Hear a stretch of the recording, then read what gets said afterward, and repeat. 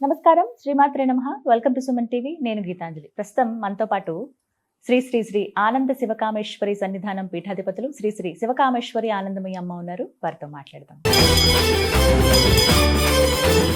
శ్రీమాత్రే నమః అమ్మ. శ్రీమాత్రే నమః అమ్మ. నవరాత్రులు చాలా వైభవంగా జరుపుకుంటున్నారు అందరూ. చివరి రోజు దసరా విజయోత్సాహం. ఖచ్చితంగా అమ్మ విజయం సాధించిందంటే మన కోసమే కదా, ఖచ్చితంగా. మరి ఈ రోజున అమ్మని ఏ విధంగా పూజించుకోవాలి, అసలు దసరా రోజు ఏం చేయాలమ్మా? చాలా మందికి ఇవి సందేహాలు. నవరాత్రులు అంటే అలంకారాలు, నైవేద్యాలు, పుష్పం, రంగు ఏంటని అడుగుతాము. అసలు దసరా రోజు ఏంటి ప్రత్యేకత? దసరా రోజు కూడా పూజ చేయాలమ్మ వారికి. యాదేవి సర్వభూతేషు సర్వరూపేణ సంస్థిత. నమస్తశ్యై నమస్తశ్యై నమస్తశ్యై నమో నమః. శ్రీ గురుభ్యో నమః. విజయదశమి అంటే అసుర సంహారం అంతా అయిపోయి విజయాన్ని సాధించినటువంటి గుర్తుగా, మనలో ఉండే చీకట్లని తొలగిపోయి జ్ఞానం ఉదయించిన దానికి గుర్తుగా విజయదశమి జరుపుకుంటాము. అందుకే 9 రోజులు రాత్రి జరుపుకుంటే ఇది పగలు జరుపుకుంటాం. అంటే వెలుతురు వచ్చేసింది జీవితంలో. అన్నిటిలో మీ జీవితాల్లో వెలుతురు రావాలని మనస్ఫూర్తిగా అమ్మవారిని కోరుకుంటున్నాను. అమ్మవారి ఆశీస్సులు మీ అందరిపైన ఉండాలని కోరుకుంటూ విజయదశమి శుభాకాంక్షలు. మీకు కూడా అమ్మ శుభాకాంక్షలు. ఇంకా విజయదశమిని ఎలా జరుపుకోవాలి? ఇప్పుడు ఒక్కొక్క రోజు ఒక్కొక్క అవతారము, ఒక్కొక్క అర్చన చెప్పుకుంటూ ఉన్నాం కదా. లలితా శాస్త్రం అనేది మొదటి నుంచి చదువుకోమని చెప్పాను నేను 10 రోజులు. విజయదశమి నాడు కూడా చదువుకోవాలి. ఆ రోజే పూర్ణాహుతి కదా, ఆ రోజు చదువుకోవాలి. ఇక నివేదన కంపల్సరిగా లడ్డు, బూందీ లడ్డు కంపల్సరీ నివేదన చేయాలమ్మా ఆ రోజు. అంటే లడ్డు ఎలా ఉంటుంది?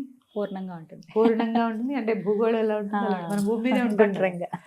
మనం గుండ్రంగా ఉన్న భూమి మీదే మనం ఈ భూమి అనే గ్రహం మీద నివసించే గ్రహాంతరవాసులు అనుకోండి.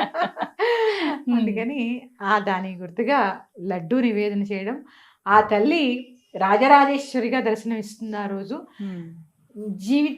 జీవితంలో మనకు అన్నీ కావాలి అంటే రాజరాజేశ్వరిని అర్చించాలంటే, రాజరాజేశ్వరి అంటే భోగమోక్ష ప్రదాయిని.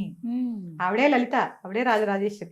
రాజరాజ ఈశ్వరి చూడండి, ఆవిడ పేరే చూడండి, ఈశ్వరి. అంటే ఏదైనా ప్రసాదించే శక్తి గలది, ఎటువంటి ఈప్సితాలైనా తీర్చేది ఈశ్వరి. సమస్త భువన భాండాలకి ఈశ్వరి, ఈశ్వరుడి యొక్క పత్ని ఈశ్వరి. ఆ ఈశ్వరత్వం ఎలా వస్తుందమ్మా? పేరులో రాదు. ఈ సృష్టి అంతటికి శ్రీమాతా శ్రీ మహారాజ్ఞి, రాజు రాజ్ఞి ఆవిడ కాబట్టి ఈశ్వరి. ఈశ్వరుడు అంటామా, ఆవిడ ఈశ్వరి. ఆ ఈశ్వరిని ఆరాధన చేస్తూ ఉంటే భోగాన్ని అటు మోక్షాన్ని కూడా ప్రసాదిస్తూ ఉంటుంది. తదన్యపాణిభ్యాం అభయవరదో దైవతగణ త్వమేకానైవాసి ప్రకటిత వరాభీత్యభినయ. సౌందర్యలహరిలో ఒక శ్లోకం ఉంటుందమ్మా. మిగిలిన దేవతలందరూ అభయవరద ముద్రలతో నిన్ను ఎంతో సేవ చేసి ఎంతో చేస్తే గాని మాకు అభయవరద వరాల్ని ప్రసాదించరు. మేము తల్లి నీ పాదాలు ఆశ్రయిస్తే చాలు, నువ్వు మాకు అన్నీ ప్రసాదిస్తావు అని చెప్పడం జరుగుతుంది. అందుకని ఈ రాజరాజేశ్వరి జీవితంలో ఇటు భోగాన్ని, అంటే మనిషికి కావలసినటువంటి భోగం అన్నీ ఇస్తూ మనల్ని మోక్షం వైపు నడిపించే దేవత రాజరాజేశ్వరి. అందుకే ఆవిడ్ని పూజించడం అనేది చాలా చాలా అవసరం. ఈ రోజు అపరాజితా స్తోత్రం. నమో దేవ్యే మహాదేవ్యే శివాయే సతతం నమః, నమః ప్రకృత్యై భద్రాయే నియతా ప్రణతా స్మృతం. ఇలా ఉండి యాదేవి సర్వభూతేషు ఇక్క విష్ణుమాయేతి సద్దా నుంచి వస్తుంది. ఈ స్తోత్ర పారాయణ చేసుకోండి. ఈ రోజుతో నవరాత్రి దీక్ష ఇక్కడతో పరిపూర్ణం. చాలా మంది అనుకుంటారు ఈ రోజు కూడా మధ్యాహ్నానికి అయిపోయింది కాబట్టి ఈ రోజు అన్ని భుజించేయచ్చు, మనం ఎలా కావాలంటే ఎలా ఉండొచ్చు. కాదు, విజయం వచ్చిన తర్వాత ఎప్పుడు వెర్రవిక్కూడదుగా. ఈ రోజు కూడా నియమాలు పాటించవలసిందే. ఏకభుక్తం అంటే భోజనానికి ఏమి ఉండదు, శుభ్రంగా వండి పెట్టాలి. అమ్మకి వాళ్ళ అన్ని వండాలి. మాంసాహారం తినరాదు, మైథనం కూడదు ఈ ఒక్కరోజు. ఏకాదశి నాడు ఉద్వాసం చెప్పమని చెప్తాను. కొంతమంది విజయదశమి నాడు పూర్తి చేసేసి ఇంకా ఎందుకంటే రాత్రులు అయిపోయాయి కదమ్మా. విజయదశమి నాడు పగలు పూజ చేసేసి ఉద్వాసం చెప్పేస్తారు. కానీ ఉద్వాసం చెప్పేచ్చు, కాకపోతే నియమాలు మాత్రం కంపల్సరీ. ఆ రోజు కూడా బ్రహ్మచర్యం పాటించండి. ఆ రోజు కూడా చక్కగా సాత్వికమైన భోజనం, పండగ కదా అని అన్ని తినేయాలంటే అన్ని తినాలి. ఏది రకరకాల సంపూర్ణ భోజనం చేయాలి. అమ్మవారికి నివేదన చేస్తున్నారు కాబట్టి, కానీ మసాలాలు, ఉల్లిపాయలు, వెల్లుల్లిపాయలు ఈ రోజు కూడా తినకూడదు. ఇంకా తర్వాత రోజు నుంచి మీ ఇష్టం. మాంసాహారం మాత్రం ఎట్టి పరిస్థితుల్లో భుజించరాదు. ఇంత దీక్ష చేసి ఆ రోజు మళ్ళీ జీవిని హింసించి తినడం అనేది Correct. చాలా తప్పు. అలాగే ఆ రోజు సెమీ పూజ చేస్తారు కదమ్మా విజయదశమి అవునమ్మా. రోజు, ఎలా చేయాలి అసలు? తప్పకుండా చెప్తానమ్మా. సెమీ పూజ శత్రునాశనం. అంతఃకరణ శత్రువులు, బహిర్గతంగా శత్రువులు ఇప్పుడు కలియుగంలో చాలా ఎక్కువ కదా. అవును. ఇలాంటి శత్రువులు నశించడానికి ఆ శమీ వృక్షానికి పూజ చేస్తూ ఉంటారు. ఎందుకు అంటే శమీ వృక్షం మీద అర్జునుడు ఆయుధాలు దాచి అక్కడ తపస్సు చేసి ఆ తర్వాత విజయాన్ని సాధిస్తాడు. ఈ దీనికి గుర్తుగానే మనం అంటే అన్నిటికీ విజయం వరించింది కదమ్మా వారిని కూడా. ఈ శ్లోకం ఒకటి ఉంది, శమీ శమేతే పాపం శమీ శత్రు వినాశనం అర్జునస్య ధనుర్ధారి రామస్య ప్రియదర్శనం. ఈ శ్లోకాన్ని కాగితం మీద రాసి ఆ చెట్టుకు పెడుతూ ఉంటారు. పెట్టి చక్కగా అంటే ఆ చెట్టుకు పెడితే శత్రువులు నశిస్తారు అని. అలాగే అందరూ బయట ఉన్న శత్రువులు ఏదేదో పేర్లు రాసేస్తూ ఉంటారు, పేర్లు ఏం రాయక్కర్లేదు. చాలా మంది శత్రువులు ఎవరైతే వెనకాల పేర్లు రాసి నేను గుడికి వెళ్తే చూస్తూ ఉంటాను, ఏమి రాయక్కర్లేదు శత్రువుల పేర్లు. ఎందుకు రాయాలి? ముందు మీ అంతఃకరణ శత్రువుల్ని ముందు చంపుకుంటే బయట వాళ్ళ శత్రువులో కాదో తెలుస్తుంది.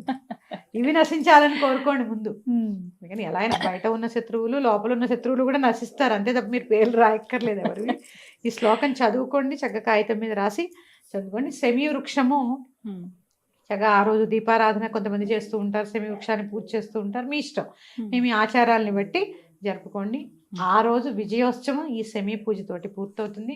బంధువర్గంతో కలిసి చక్కగా భోజనం చేయండి, కుదిరితే అన్నదానం చేయండి. ఆ రోజమ్మా కుదిరితే విజయానికి గుర్తుగా అన్నదానం. ఒకవేళ అప్పటితో పూర్తయిపోతుంది కాబట్టి అమ్మవారిని కదిపేయచ్చా? అంటే కలశం రూపంలో పెట్టుకుంటారు చాలా మంది, చిన్న విగ్రహంగా. కదపచ్చమ్మ. మహానివేదన అయిపోయిన తర్వాత ఉద్వాసం చెప్పాలి. ఈ నవరాత్రి ఫలితం అంతా ముందు అమ్మవారికి ధారపోయాలి. ధారపోసి అది తీర్థంగా తీసుకుని అప్పుడు ప్రసాదం తీసుకోవాలి. విజయదశమి రోజు సాయంత్రానికి పండగ కదమ్మా, అందరూ ఉత్సాహంగా ఉంటారు. కొత్త బట్టలు, పండగ, కొత్త అల్లుళ్ళు, పెళ్ళైన వాళ్ళు సందడిగా ఉంటారు. కాబట్టి మనకి ఏదైనా చక్కగా ఈ 9 రోజులు చక్కగా అనుష్ఠానము పూజ ఇలా చేసుకుంటూ ఉంటాం. ఇక విజయదశమి అయిపోయి ఇక 11వ రోజు మేము 9 రోజులు అలసిపోయామని పడుకుంటారు. అలా పడుకోకుండా ఎలా అయితే ఈ 9 రోజులు విశేషమైన అర్చన చేసుకున్నా, ఇక 11వ రోజు నుంచి కొంచెంగా అయినా అమ్మని తలవండి. చిన్నగా తర్వాత రోజు ఇంకా శుక్రవారం 2 గురువారం వచ్చింది. అందుకని చక్కగా పైగా 2 విజయదశమి ఒక సెలవు పోయింది మనకి, గాంధీ జయంతి కూడా ఆ రోజే కదా. అవును. అందుకని చక్కగా అంటే చెప్తున్నాను కదా, సాత్వికమైన పూజలే చేయండి. ఇంత కుంకుమలు వేసేయకండి. శిరస్సు నుంచి అమ్మకి కుంకుమ మనకి అర్హత లేదు, పాదాలని ఆశ్రయించాలి. ఆవిడేంటమ్మా జగన్మాత అంటే ఇక్కడ శిరస్సు మీద ఏముంటుంది, సహస్రార చక్రం ఉంటుంది. నువ్వు ముందు పాదాల ముందు చూడు, సహస్రారం దాకా తర్వాత వెళదాం. సూక్ష్మ శరీరంలో కూడా మూలాధారాన్ని దాటిన తర్వాతే సహస్రారం కదా. ముందు ఆ కింద ఉన్న చెడల వాటిలన్నీ పోగొట్టుకోవడానికి ముందు పాదాలు ఆశ్రయించు.